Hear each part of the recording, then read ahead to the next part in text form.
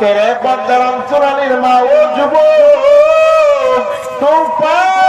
যদি আমার দাও, তোমার পা দুখানা ধরে আমি বলতে চাই, কোরআনের বাগান, ওলামায়ে কেরামগণের বাগান, কোরআন এবং সুন্নাহর মজলিসকে সম্মান করো। এই বাগানে আসিয়া বসিয়া হায়াতের জিন্দেগিটা পরিবর্তন করার চেষ্টা করো। আমি পবিত্র কালাম থেকে তেলাওয়াত করলাম, মিনহা খলাকনাকুম ওয়া ফিহা নুঈদুকুম ওয়া মিনহা নুখরিজুকুম তারাতান উখরা। আসমান এবং জমিনের মালিক আল্লাহ পাক রব্বুল আলামিন ফরমান, এরে আমার ইমানদার বান্দারা, আমি আল্লাহ তোমাদেরকে মাটির দ্বারা তৈয়ার করলাম, আমি আল্লাহ তোমাদেরকে মাটির থেকে তৈয়ার করেছি, আমি আল্লাহ। মিনহা নুখরিজুকুম মিনহা খলাকনাকুম ওয়া ফিহা নুঈদুকুম। আসমানের রব, জমিনের রব আল্লাহ পাক বলেন, ইমানদার, আমি আল্লাহ তোমাদেরকে মাটি দ্বারা বানাইলাম, আমি আল্লাহ পুনরায় মাটির জগতে তোমাদেরকে নিয়ে নেব। যে আল্লাহ মাটি দ্বারা বানাইলেন, মাটির জগতে নিয়ে নেবেন। বুঝার চেষ্টা করেন বাবাজি, পৃথিবীতে হাজারো ধর্মের লোকেরা আছে। কেউ চন্দ্রের পূজা করে, কেউ সূর্যের পূজা করে, কেউ বট গাছের পূজা করে, কেউ বিভিন্ন আসবাবের পূজা করে থাকে। কিন্তু দুনিয়াতে যেই ধর্মের মানুষগুলো দেখো না কেন, পৃথিবীতে এমন কোন ধর্ম নাই, পৃথিবীতে এমন কোন ধর্মের মানুষ নাই যেই মানুষগুলো চন্দ্রের পূজা করে ঠিক, কিন্তু তারা মৃত্যুকে তারা বিশ্বাস করে না। যারা এক আল্লাহকে বিশ্বাস করে না, কিন্তু মৃত্যুকে তারা বিশ্বাস করে। অনেক ধর্মের মানুষের আছে আল্লাহকে এক বলে বিশ্বাস করে না। বৌদ্ধ ধর্মের মানুষগুলো আমার আল্লাহকে আল্লাহ বলে বিশ্বাস করে না। খ্রিস্টান ধর্মের মানুষগুলো আমার আল্লাহকে আল্লাহ বলে বিশ্বাস করে না। কিন্তু ওই মানুষগুলোই দেখবেন বাবাজি, তারা মৃত্যু বরণ করতে হবে, এটা তারা তাদের দিন দ্বারা বিশ্বাস করে। তাদেরকে দুনিয়ার জগৎ ছাড়িয়া অন্ধকার কবরে যেতে হবে, এই জিনিসটা তারা বিশ্বাস করে। এরে পর্দার অন্তরালের মা ও যুবক, আমার আল্লাহ মাটি দ্বারা বানাইয়া মাটির জগতে নেওয়ার পর, যদি মাটি দ্বারা বানাইয়া মাটির জগতে নেওয়ার পর এই দুইটা কাজের মধ্যে যদি ক্ষান্ত থাকতেন, তাহলে বাবাজি আপনার আমার নামাজের দরকার হইতো না, রোজার দরকার হইতো না, আসিয়া খাতুন মহিলা মাদ্রাসার প্যান্ডেলে বসিয়া কোরআনের আলোচনার দরকার হইতো না। আমার আল্লাহ বলেন, মাটি দ্বারা বানাইয়া মাটির জগতে নেওয়ার পর আমার আল্লাহ পুনরায় ওই মাটির জগৎ থেকে উঠাইবে। আমার আল্লাহ জিজ্ঞেস করবে, আব্দুল্লাহ, আমি আল্লাহ তোমাকে সুস্থতা নামক একটা হায়াতের জিন্দেগি দান করেছিলাম, বলা এই সুস্থতার জিন্দেগিটা তুমি কোথায় ব্যয় করলা? আমি আল্লাহ তোমাকে ধন সম্পদ দিলাম, এই ধন সম্পদ তুমি কিভাবে উপার্জন করলা? আমি আল্লাহ যে ধন সম্পদ দিলাম, এই ধন সম্পদ গুলোকে তুমি কোন খাতে খাতে ব্যয় করেছ, কোন জায়গায় ব্যয় করেছ? সৎ কাজে ব্যয় করলা নাকি অসৎ কাজে ব্যয় করলা? আমি আল্লাহ তোমাকে চোখ দিলাম, এই চোখ দুটো কোন জায়গায় তুমি ব্যয় করলা? এরে পর্দার অন্তরালের মা ও যুবক, সময় থাকতে সতর্ক হও। পরীক্ষার হলে সন্তানটা প্রবেশ করে, পরীক্ষার হলে প্রবেশ করার পর 3 থেকে 4 জন বন্ধু তারা একসাথে প্রবেশ করে, একসাথে প্রবেশ করে ঠিক। কেউ খাতার ভিতরে সুন্দরভাবে লিখে ফেলে, আবার কেউ লেখে না, বসে বসে বিভিন্ন কাজে কাজ নিয়ে ব্যস্ত থাকে, অন্যান্য টেনশন করে। বন্ধু বন্ধুকে জিজ্ঞেস করে, তুমি কেন লেখো না? পরীক্ষা দিবা না? তো আমি কিভাবে লিখবো? পরীক্ষার পূর্বে আমি পড়ি নাই, আমি পড়ার চিন্তা করি নাই, পরীক্ষার পূর্বে আমি খেল তামাশা নিয়ে ব্যস্ত ছিলাম। এই কারণে আমি পরীক্ষার হলের ভিতরে আজকে আমার কলম চলে না, খাতার ভিতরে আমি লিখতে পারি না। ও যুবক, এই বিষয়টার সাথে তুমি হায়াতের জিন্দেগিটা মিলাইয়া নাও। ওই কবরের জগৎ জান্নাত। ওখানে যদি তুমি সফলতা অর্জন করতে চাও, মাহফিলের প্যান্ডেলে এসে বড় দেখো উলামায়ে কেরামগণের কোন কথার সাথে তোমার হায়াতের জিন্দেগিতে শূন্যতা আছে, কোন কথাটা এখনো তোমার জিন্দেগির সাথে মিলে না, কোন কাজটা এখনো তুমি করো না, ওই কাজটা করতে থাকো, হায়াতের জিন্দেগিটাকে পরিবর্তন করতে থাকো। আজকে আমরা গাছ ছাড়া হয়ে গেলাম, কবরের জগতের কোনো ফিকির করি না। আমার আল্লাহ সব দেখে, আমার আল্লাহ সব দেখে, এই বিষয়টা শুধার চেষ্টা করি না যুবক। আমার আল্লাহ মাটির দ্বারা বানাইয়া মাটির জগতে নেওয়ার পরে খেল চলায়, আমার আল্লাহ পুনরায় মাটির জগৎ থেকে উঠাইবে। এ আব্দুল্লাহ, আমি তোকে জিন্দেগি দান করলাম শুধুমাত্র দোকানদারি করার জন্য না, শুধু ব্যবসা করবি না, শুধুমাত্র পরিবার নিয়ে ব্যস্ত থাকবি না। আমি আল্লাহ তোমাকে হায়াতের জিন্দেগি কেন দান করলাম? লিয়াবলুয়াকুম আইয়ুকুম আহসানু আমালা। আমি আল্লাহ দেখতে চাই কার আমল সুন্দর। আমার আল্লাহ বলেন নাই আকতারু আমালা, কার আমলটা অধিক পরিমাণ হয়। আল্লাহ পাক দেখতে চান কার আমলটা সুন্দর হয়।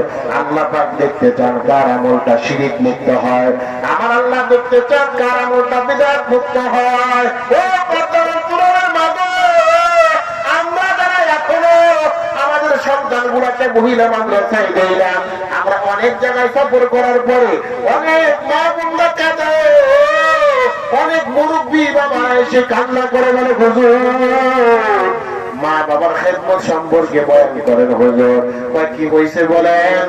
সন্তানটা প্রাপ্তবয়স্ক হওয়ার পরেও মা বাবার খেদমত করে না, মা বাবাকে মাইনাস করে চলার চেষ্টা করে। এর পর্দার অঞ্চলের মা ও যুবক, যে সমস্ত সন্তানেরা আজকে মা বাবার সাথে মাইনাস করে চলার চেষ্টা করে, মা বাবার সাথে বেয়াদবি করার চেষ্টা করে, তারা যেই মেয়েটা পর্দার অন্তরালে না থাকিয়া গুনার জগতে হাবুডাবু খায়, বেগানা ছেলেদের সাথে সময় পাস করার চেষ্টা করে, আজকে কি আমরা একবার ভাবলাম কেন আমার মেয়েটা কোরআন এবং সুন্নাহর জগৎ থেকে মাইনাস হয়ে অন্য জগতে চলার চেষ্টা করে? আমার সন্তানটা কেন আজকে মসজিদের বাইরে চলার চেষ্টা করে? বারবার বলার পরেও আমার সন্তানটা কেন মসজিদে যায় না? এর পর্দা মঞ্চলের মা যুবক, এই যে তোমার সন্তান বেনামাজি হয়েছে, ময়দানে মাশারে সন্তানকে দাঁড়া করাবে, আব্দুল্লাহ দাঁড়া নামাজ পড়ছো? কয় না নামাজ পড়ি নাই। রোজা রাখছো? কয় না রোজা রাখি নাই। হজ করছো? কয় না হজ করি নাই। মসজিদ মাদ্রাসা দান করছো? না করি নাই। সমাজের ভিতরে ভালো কাজগুলো করছো? কয় না করি নাই। কয় কেন করো নাই? কয় শীতের বেলায় ফজরের সময় যখন ঘুম থেকে উঠার জন্য প্রস্তুতি নিতাম, বাবা বলতো ঠান্ডার ভিতরে যাওয়ার দরকার নাই, আগামীকাল পরীক্ষা, পরীক্ষায় তুই ভালোভাবে লিখতে পারবি না, অসুস্থ হয়ে পড়বি, সমস্যা সৃষ্টি হবে, তোমার নামাজের দরকার নাই। রমজান মাস আসার পর মা বলে দাঁড়ায় যা, ও আব্দুল্লাহ রে রোজার মাস চলে এসেছে, রোজা রাখ। বাবা ডাক দিয়ে বলে না, আমার সন্তানটা নাদুস নদুস দেহটা নষ্ট হয়ে যাবে, শুকিয়ে যাবে, না তার রোজা রাখার দরকার নাই। মা বাবার কারণে সন্তানটা জান্নাতমুখী হবে, মা বাবার কারণে সন্তানটা জাহান্নামমুখী হবে। ও মা, তোমার সন্তান কেন আজকে পর্দার ভিতরে থাকে না? কারণ তার ভিতরে যে সমস্ত বুঝ ব্যবস্থা প্রবেশ করানো হয়েছে, এই বুঝ ব্যবস্থার মধ্যে কোরআনের মেডিসিন নাই, এই বুঝ ব্যবস্থার মধ্যে আল্লাহর রাসূলের মেডিসিন নাই। তা কোরআনের মেডিসিন যদি থাকতো তাহলে তোমার কন্যা সন্তানটা আজকে বেগানা ছেলেদের সাথে সময় ব্যয় করতো না, যেভাবে মন চায় সেভাবে রাস্তায় বের হইতো না। এর পর্দার অন্তরালের মা সিদ্ধান্ত নেয়, এই যে আসিয়া খাতুন মহিলা মাদ্রাসা, এই মাদ্রাসা নিয়ে আমার সন্তানকে দিয়ে দেব। আরে কত সৌভাগ্য ওই মা, যেই মায়ের কন্যাকে কোরআনে হাত দিতে, ওই মা কত সৌভাগ্য। যেই মায়ের সন্তানটা কোরআনের আলেম হয়, ওই মা কত সৌভাগ্যবান মা। যেই মায়ের সন্তানটা না যেই মায়ের সন্তানটা আজকে কোরআনের আলেম হয়, কোরআনের আলেম হওয়ার কারণে আজকে হাজারো মানুষের সামনে কথা বলে, মা আফসোস করবা, ওই আফসোস দ্বারা কোনো লাভ হবে না। চোখ বন্ধ হবে, হাতের মধ্যে হ্যান্ডক্যাপ লাগানো হবে, কোনো আফসোস কাজে আসবে না। চোখ দুটো বন্ধ হওয়ার পরে কেউ তোমার আফসোস শুনবে না। পরীক্ষার হল থেকে বের হওয়ার পরে সন্তানটা চোখ দ্বারা কান্না করে, পরীক্ষার ফলাফল দেয়, পত্রিকার পাতা খোলার পরে দেখা যায় কত সন্তানেরা ফ্যানের সাথে গলা লটকাইয়া পাঁচির কাছে ঝুলাইয়া নিজের জীবনটাকে ত্যাগ করে দেয়, আত্মহত্যা করে জাহান্নামমুখী হয়ে যায়। কেন কেন হয়েছে জানো?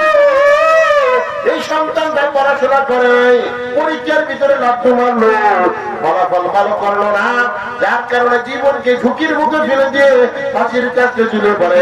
এটা থেকে শিক্ষা নেওয়ার চেষ্টা করো। আমার আল্লাহ কেন দুনিয়া পাঠাইছে? আমার আল্লাহ কেন হায়াতের জিন্দেগিতে পাঠাইলেন? ওই কবরের জগতে সামনা জোগাড় করার জন্য। অনেকে আছে হুজুর আমি মৃত্যুবরণ করার পূর্বেই কবরের জগতে 3টা প্রশ্নের জবাব শিখে যাব। যখন আমাকে জিজ্ঞেস করা হবে মার রব্বু গাবার তোমার রবকে, তখন আমি বলবো রব্বি আল্লাহ, আমার রব আল্লাহ। যখন আমাকে জিজ্ঞেস করা হবে আমার দীনুকা, আমি বলবো দীনি আল ইসলাম। যখন আমাকে জিজ্ঞেস করা হবে আমার নবীকা, বলো তোমার নবীকে, তখন আমি বলবো আমার নবী ছিল হযরত মুহাম্মদুর রাসূলুল্লাহ সাল্লাল্লাহু আলাইহি ওয়াসাল্লাম। ও যুবক, মৃত্যুবরণ করার পূর্বে 3টা শব্দ মুখস্থ করবি, আর কবরের জগতে গিয়ে বলবি না। এটা কখনো হবে না। উলামায়ে কেরামগণের কথা শ্রবণ করার চেষ্টা করেন, বুঝার চেষ্টা করেন, জীবনকে পরিবর্তন করার চেষ্টা করেন। বারবার বারবার তাকে আয় যুবক মসজিদে আয়, মাদ্রাসায় সময় দেওয়ার চেষ্টা কর। কিন্তু বারবার ডাকার পরেও মসজিদে আসলি না, বারবার ডাকার পরেও কোরআনের বাগানে আসো নাই, ওলামায়ে কেরামগণের দায়িত্ব পালন শেষ হয়ে যাবে। তুমি যদি জীবন পরিবর্তন করে যাও, তুমি সফল হয়ে যাইবা, আখিরাতের সামানা জোগাড় করতে পারবা। ও বৃদ্ধ বালক, আয়াতের জিন্দেগিটাকে যদি তুমি কোরআন এবং সুন্নাহকে মাইনাস করে চলার চেষ্টা করো, তোমার জীবনে এমন একটা হতাশা আসবে, সেই হতাশার কারণে তুমি নিজেকে নিয়ে ধিক্কার দিতে থাকবা।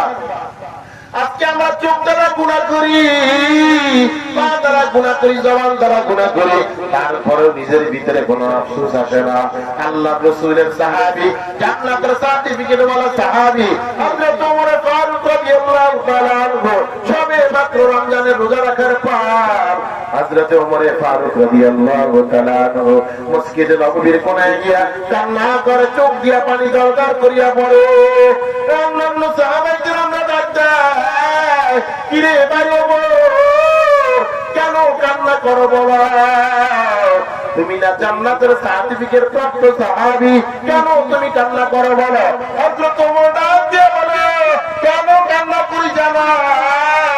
আমার দিন বড় ভয় পায় যে আল্লাহ আমাকে রমজানের রোজা রাখার তৌফিক দান করলেন। এই রমজানের রোজা আমার রব আল্লাহ কবুল করে কিনা, তারাবি নামাজ পড়লাম কবুল করে কিনা, যে আল্লাহ জান্নাতের সার্টিফিকেট দিলেন, ওই আল্লাহ আবার আমার থেকে সার্টিফিকেট কেড়ে নেয় কিনা, এটা বড় ভয় হয়। সারাক্ষণ গুনার জগতে থাকার পর এখন যদি তোমার বুঝ না আসে, না আর গুনাহ করব না, আর অপরাধ করব না, আমার রব আল্লাহ আমার উপর নারাজ হয়ে যায়, এমন কোন কাজ করব না।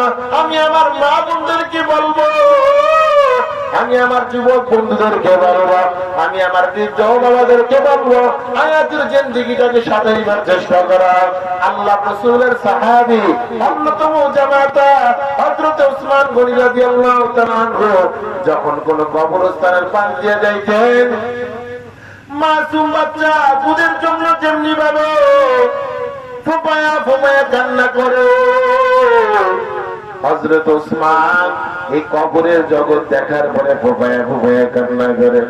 কি ব্যাপার ওসমান, তুমি না জান্নাতের সার্টিফিকেট ওয়ালা সাহাবী ও উসমান, কেন কান্না করো বলো? রাসূলের মজলিসে বসে তুমি কান্না করো না, কোরআন তেলাওয়াত করলে এইভাবে কান্না করো না, কিন্তু কবর যখন দেখছো কান্না করছো, কি ব্যাপার? হযরত উসমান ডাক দিয়া বলে, এরে ভাই আবু বকর, এই জগৎটা দেখে আমার অত্যন্ত ভয় হয়, না জানি এই জগতের মাটি আমাকে চাপ লাগায়া দেয়। ও যুবক, হায়াতের জিন্দেগি ধরে যারা গুনাহ করবে, হায়াতের জিন্দেগি ধরে জবান দ্বারা অপরাধ করবে, কোরআন এবং সুন্নাহর পথে সন্তানগুলোকে পরিচালিত করবে না, কোরআনের শিক্ষা যারা সন্তানগুলোকে দেবে না, ওই জগতে যাওয়ার পর ডান পাশের মাটি বাম পাশে এমন জোরে চাপ মারবে গো, পাথরের হাড়গুলো ভেঙে যাবে, চুরমার হয়ে যাবে। খেয়াল করে দেখবেন বাবাজি, অনেক কবরস্থান এমন আছে, ওই কবরস্থানের পাশে যদি কোন গরু গাধা বরকি বেঁধে রাখা হয় বাবা, আমরা সচক্ষে দেখেছি, যখন আমরা নুরানি মাদ্রাসায় পড়তাম, মাদ্রাসার মসজিদের পাশে বড় কবরস্থান ছিল, ওই কবরস্থানে দীর্ঘদিন অতিক্রম হওয়ার পর দেখা যায় অনেকগুলো গাছ সেখানে জন্ম নেয়, গাছগুলো অত্যন্ত সুস্বাদু, অত্যন্ত ভালো ঘাস হয়ে যায় বাবা। যেহেতু সব সময় পরিষ্কার করা হয় না, এলাকার কিছু অবুঝ মানুষ ওই কবরের ভিতরে, ওই কবরস্থানের ভিতরে, এরিয়ার ভিতরে গরু গাধা বকরিগুলো কেটে যায়। জিজ্ঞেস করা হলো কেন বাঁধো? ওই অনেকগুলো ঘাস আছে, যায় সব করে দেওয়া হয়। কিন্তু আমরা নজর দিয়া দেখতাম গরু গাধা গুলাকে কিছুক্ষণ বাঁধার পর এই গাধাটা দৌড়াদৌড়ি করে চলে যায়। যে গাধাটা শক্তি নাই, উনি ওনার শক্তির মাধ্যমে রশিটা ছিঁড়ে অন্যত্র চলে যাবে, কিন্তু কবরস্থানে বাঁধার পর গরুটা নিজের শক্তিটা এত পরিমাণ বাড়িয়ে দেয়, ওই রশিটাকে ছিঁড়ে হলেও কবরস্থান থেকে বের হয়ে যায়। ওস্তাদদেরকে ডাক দিয়ে বললাম, হুজুর কি ব্যাপার, কি ব্যাপার, এই গরুটা এইভাবে কেন লাফালাফি করে, কেন কবরস্থানের রশি ছিঁড়িয়া বের হয়ে যায়? ওস্তাদ ডাক দিয়ে বলে, শোনো, এই কবরস্থানের ভিতরে সকল কবর এক নয়, কিছু কবর আছে যেই কবরের ভিতরে জাহান্নামের আগুন, জাহান্নামের কয়লা, জাহান্নামের আগুন দাউ দাউ করে জ্বলে। আমরা হয়তো মানুষ, যার কারণে হয়তো আমরা দেখি না, কিন্তু এই যে বোবা প্রাণী দেখো, এই বোবা প্রাণী সব কিছুই দেখতে পায়। বোমাগো যুবক, হায়াতের জিন্দেগিটা পরিবর্তন করার চেষ্টা কর। দুনিয়ার হায়াতের জিন্দেগিতে যে ঘরের ভিতরে তুমি থাকো, দীর্ঘ সময় থাকার পরে হঠাৎ করে যদি কারেন্ট চলে যায়, লাইট ফ্যানটা যদি বন্ধ হয়ে যায়, তোমার দিনের মধ্যে একটা ঢেউ খেলে যায়, ভয় লাগে। কেন ভয় লাগে যুবক? ঘরের ভিতরে লাইট বন্ধ হয়ে যায়, এই কারণে তোমার ভিতরে ভয় লাগে। এর পর্দার অন্তরালের মা, ঘরের ভিতরে চতুর্পাশে মানুষ, তোমার বাড়ির পাশে মানুষ, রুমের পাশে মানুষ, তারপরও একা থাকার কারণে কেন ভয় লাগে? ও যুবক, যেই কবরের দিকে তুমি রওনা দিচ্ছ, ওই কবরে কোনো দপ্তরি ব্যবস্থা নাই, ওই কবরের ভিতরে কিন্তু কোনো লাইটের ব্যবস্থা নাই, ওই কবরের ভিতরে এয়ার কন্ডিশনের ব্যবস্থা নাই। যে যুবকটা মসজিদে আযান হওয়ার পর যখন মুয়াজ্জিন বলে আল্লাহু আকবার, আমি আল্লাহ বড়, তোমার আরামের ঘুমটা ছোট, আমি আল্লাহ বড়, তোমার কম্বল ছোট, তখন আযান শ্রবণ করার পর এই যুবক যদি আরামের ঘুমটাকে হারাম করিয়া মসজিদের দিকে ছুটে যায়, যে যুবককে ডাক দিল আমার আল্লাহ ফজরের সময়, না যুবক মসজিদে গেল না, যুবককে আমার আল্লাহ সুযোগ দিয়ে দেয়, এই দেখি আমার যুবক বান্দাটা ফজরের সময় ডাকলাম, দেখি হয়তো সুযোগ দেওয়ার পরে জোহরের বেলায় যাবে, জোহরের পর্যন্ত তাকে অপেক্ষা করা হয়। দুনিয়ার মালিকের কাজ করো, ডানে বামে যদি একটু ব্যতিক্রম হয়ে যায়, দুনিয়ার মালিক তোমাকে রাত করে, দুনিয়ার মালিক তোমাকে ধমকায়, বেশি পরিমাণ অপরাধ হইলে তোমার ডিউটি থেকে তোমাকে বাতিল করে দেয়, বেতন বন্ধ করে দেয়, বোনাস বন্ধ করে দেয়, কিন্তু তুমি ফজরে ডাকা হইল আমি আল্লাহ বড়, এই বান্দা ঘুমটাকে ছোট মনে করিয়া আমি রবের কদমে সেজদা দেওয়ার জন্য চলে আয়। কিন্তু না বান্দা, তুমি ফজরের টাইমে গেলা না। আমার আল্লাহ তোমার শ্বাস নিঃশ্বাস বন্ধ করে নাই। আমার আল্লাহ তোমার হাতটাকে অবশ বানায় নাই। আমার আল্লাহ তোমার পাওটাকে অবশ বানায় নাই। ও পাতার অন্তরের মাগো, ও যুবক, আমার আল্লাহ তোমার চোখ দুটোকে বন্ধ করে দেয় নাই। আমার আল্লাহ আগের মতোই তোমার নিয়ামত গুলোকে চালু রাখলেন। এর পর্দার অন্তরালের মা আমার আল্লাহ ডাক দিলেন। যখন সময় ডাক দেওয়ার পরে কিছু মানুষ সাড়া দেয়, আবার কিছু মানুষ সাড়া দেয় না। তার কৃষি কাজ নিয়ে ব্যস্ত থাকে, পরিবার নিয়ে ব্যস্ত থাকে, ব্যক্তিগত কাজ নিয়ে ব্যস্ত থাকে। আল্লাহ বললেন, আমি আল্লাহ বড়, তোমার কৃষি কাজ গুলো ছোট না বান্দা, এবারও মসজিদে যাইতে রাজি না। ও যুবক, আমার আল্লাহ আমার আসর পর্যন্ত সুযোগ দেয়, দেখি আমার বান্দা আমি রবের দরবারে ফিরে আসে কিনা। আসরের সময় ডাকা কইল, আমি আল্লাহ বড়, তোমার কার্যক্রম গুলো ছোট কিন্তু না ফরমান। আসরের সময় আল্লাহর ডাকে সাড়া দিয়া মসজিদে যায় না। আমার আল্লাহ মাগরিব পর্যন্ত সুযোগ দেয়, দেখি আমার বান্দা মাগরিবে যায় কিনা। না, মাগরিবও সে যায় না। ও যুবক, আমার আল্লাহ ঘরে তো ধরে না, ধরলে আমার মাওলা ছাড়ে না। দুনিয়াতে কত অপরাধী ছিল, যে অপরাধী গুলো তোমার আমার কি পরিমাণ শক্তি, এত বড় বড় এত বড় বড় এত শক্তিশালী ওয়ালা অপরাধীরা ছিল, যারা হাত দ্বারা পাথরের ভিতরে খোদাই করে বাবা বিভিন্ন আসবাব বানাইতো, বিভিন্ন নকশা করতো। আমার আল্লাহ তাদেরকে ছাড় দেয় নাই। ও যুবক, মকাম রবের দেওয়া নাদুস নদুস দেহটা নিয়ে আকাঙ্ক্ষা করিও না, অহংকার করিও না, বিভিন্ন গলাবাজি করিও না, মানুষের সাথে ধার্মিকতা দেখাইও না, আল্লাহর আহকামকে পাকা নজর দিয়া দেখার চেষ্টা করিও না। আমার আল্লাহ পুনরায় মাগরিব থেকে এশা পর্যন্ত সুযোগ দেয়, দেখি আমার বান্দা এশার সময় হয়তো আসবে, আমি রবকে সিজদা দিবে। কিন্তু না, এই বান্দা এশার সময়ও যায় না, কারণ তার ব্যাটারিটা লো হয়ে গেছে, ব্যাটারিতে চার্জ নাই, ইমানি শক্তিতে পাওয়া নাই। কেন মসজিদে যায় না? মসজিদে না গেলে কি হবে, কি ভয়ঙ্কর পরিণতি কায়েম হবে, এই বুঝ তার দিলের ভিতরে নাই। কবরের জগতের সম্পর্কে কোনো ধারণা নাই, ময়দানে মাহশার সম্পর্কে কোনো ধারণা নাই। কেন সন্তানকে মাদ্রাসায় দেয় না, কেন তার কন্যা মেয়েটাকে মহিলা মাদ্রাসায় পাঠায় না, তার দিনের মধ্যে বুঝলাই আমার কন্যা সন্তানটাকে মহিলা মাদ্রাসায় দিলে কি হবে, না দিলে কি হবে, এই বুঝ ব্যবস্থা তার দিলের ভিতরে নাই। ও মা গো, এই কন্যা মেয়েটা তোমার 18 বছরে পদার্পণ করলো, এখনো মেয়েটার চুলগুলো বের করে রাস্তা দিয়ে হাঁটে, এখনো বিভিন্ন ধরনের ইসলাম সমর্থন করে না, এমন পোশাক পরিয়া বিভিন্ন অনুষ্ঠানের ভিতরে গমন করে। কেন গমন করে জানো? তার ভিতরে এতটুকু বুঝ ব্যবস্থা নাই। আমি পড়লাম, আমি মাথার চুলগুলো পরে বের করে আমি রাস্তায় বের হয়ে গেলাম, এটার দ্বারা কি পরিমাণ ক্ষতি হবে, এই ক্ষতির বুঝ তার ভিতরে নাই।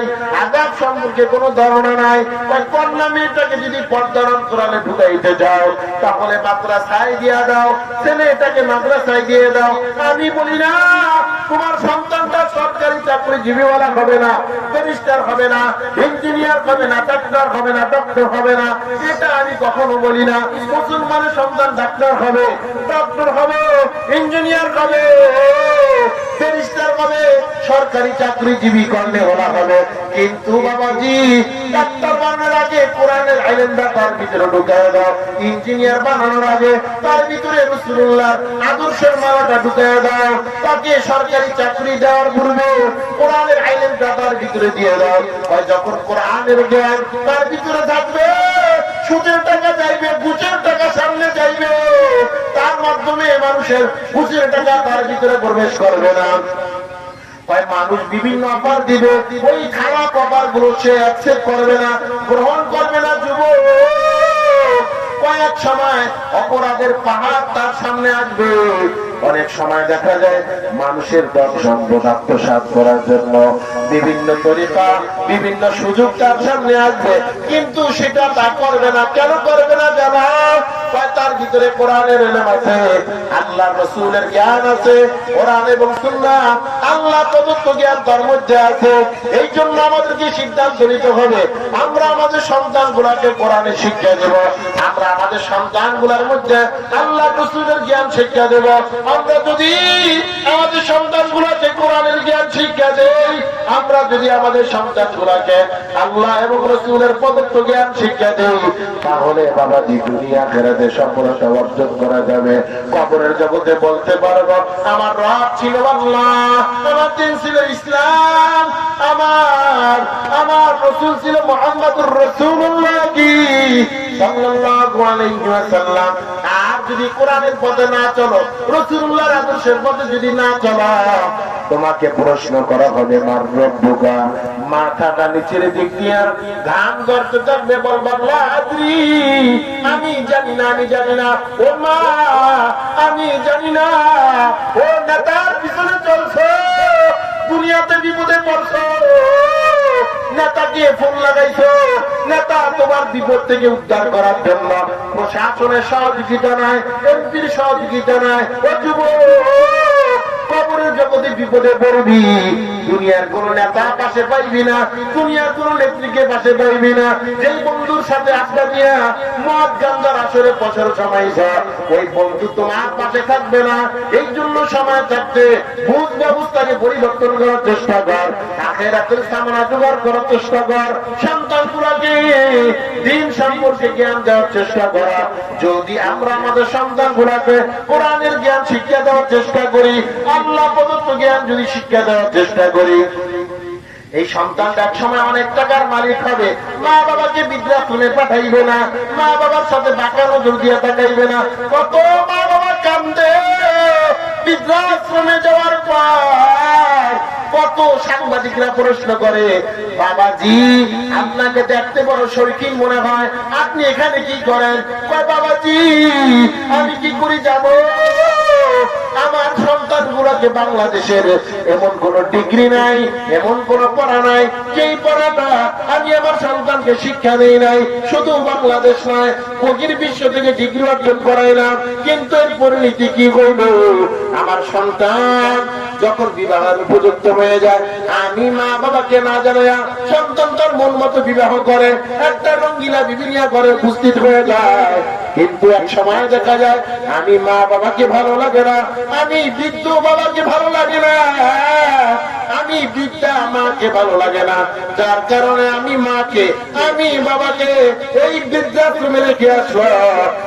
বর্তমান্তরালের মা, আমি আমার যুবক বন্ধুদেরকে বলবো, সিদ্ধান্ত নিতে হবে সন্তানটাকে কি চালাইবা, কোন পথে তাকে পরিচালিত করবা, কোন জ্ঞান তার ভিতরে ঢুকাইবা।